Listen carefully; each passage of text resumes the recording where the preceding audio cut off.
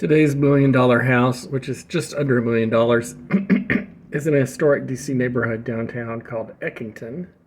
It's in northeast DC, but it's just barely in northeast DC. It is just across North Capitol Street from LaDroit Park and Bloomingdale and some other neighborhoods that are also sort of historic downtown neighborhoods, all close to Howard University.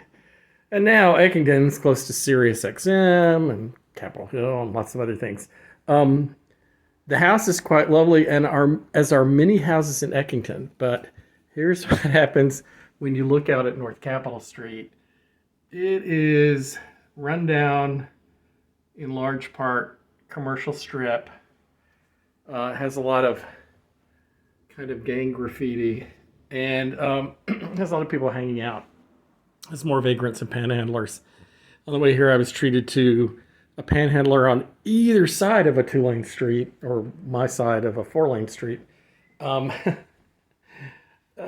than in Northwest. In Northwest, you'd probably just get one at most. Anyway, this is the master bedroom. It has a bath. It just has a shower. It's all been newly renovated. It's very nice. And you know, as long as you can pull in and park behind your house, you're probably okay around here. It has, apparently, we'll see the little note, apparently the stairs, which are kind of narrow, are original. They put in this rustic plank flooring, I think also to suggest that it's original, but it's not. They put in central air in the house, and they didn't use the space pack. They used real ductwork, which is probably possible because the ceilings here are fairly high.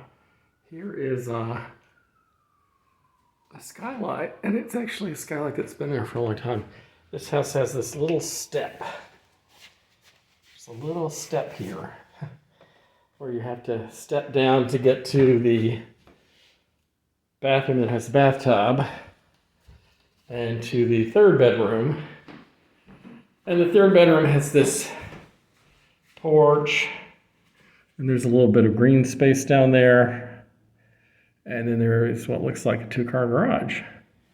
You can see the neighbors built their deck out farther. Anyway, you can see, usually when you're in these houses, this used to be true even like 15 years ago, you'd look at the street, who's hanging out on the street, and you'd think, well, this is just a slum.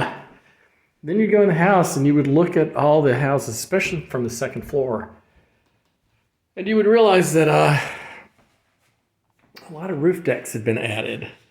And a lot of other stuff, a lot of garages and very fancy decks. It's clear from some of the outside things that the houses have actually been very renovated. But those people don't hang out on the street corner, and so you don't see them. It's a common problem in looking at property in general. People always think that the people they can see loitering on the street are their neighbors, and they're only some of their neighbors, or they. In some condos and co-ops in more upscale neighborhoods, they always think that they'll be the only people there under 70. But that's just because everybody who has a job is off working. Here's a half bath. Is off working, or they're at the movies or the theater or the beach. They're not hanging out on the corner or in the lobby waiting for the taxi to take them to their doctor. Here we have a fairly large kitchen. Clearly someone just gutted this house. New garage door to be installed last week of November, which I would think that means it's happened. Anyway, clearly someone has gutted this house out and made everything nice. This is a really large sink. I really like that. The only thing that would be better is if it were double sink, but I think it would only be better if the second little sink was beside it and you didn't lose any of the space of that big, deep, wide sink. I thought I'd turn the lights on down here, but I seem not to have. It has a finished basement, and my suspicion is, haven't been down here yet, that it is, in terms of the economy, a rentable second apartment. Here it has its own door. In terms of legality, this ceiling is less than 6 feet tall at the low point. So the DC government will be very unhappy with you.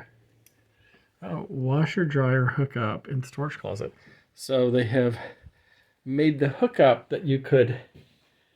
Yeah, here's also a back door. They made the hookup, and they have a nice new little kitchen. They made the hookup so that you could put in a separate washer dryer here. You could lock the doors. Use sump pump. This is very close to a neighborhood that floods all the time. Well, not all the time. It floods like every 15 or 20 years when there's a terrifically large rain. So you have to put a sump pump in. Custom cabinets with butcher block counter. Anyway, it's actually a very nice little apartment. I don't know exactly what someone would pay you for it, but I have a feeling in DC right now it's between $1,600 and $1,900. If it actually gets moist or has other environmental and climate problems, it'd be probably closer to $1,600. But if it doesn't have any of those problems, and especially if you were paying their utilities, I think it might be closer to $2,000 or $1,900. If you threw in one of the garage spaces, then I think it would cost $2,000. Which is what in the olden days that would have been $300,000 worth of mortgage, a little over. Now that interest rates are higher, I'm not sure if it gets you quite as much. Anyway, it's quite a nice house.